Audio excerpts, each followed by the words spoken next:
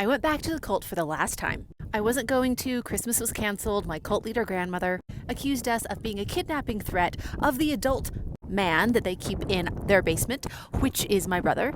My mother takes my brother to an undisclosed location, so I can't kidnap him. And we're like, okay, maybe we don't do this for Christmas.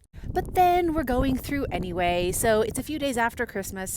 My brother has been brought back from the undisclosed location, and we don't go to my cult leader grandmother's house, which I am not invited over to, but we do stay across the street with a friend.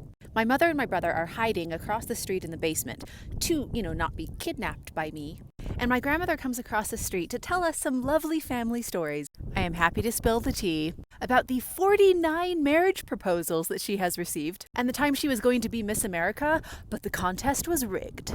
So we have a nice visit, or at least as nice as it can be when you know that your family is hiding across the street from you. Just to set the record straight, I have never wanted to kidnap anyone. I have never kidnapped anyone. And the only kidnapper in our family is my mother, who kidnapped her own children away from my father and kept them hidden and away from him for 25 years as they told us a horrifying story and built a whole cult around it. And then she leaves. We have a nice visit with our friend, we spend the night, and we get ready to go the next morning. Last time I came to visit, I was introducing my daughter to her grandmother and her great-grandmother, who she had not met before.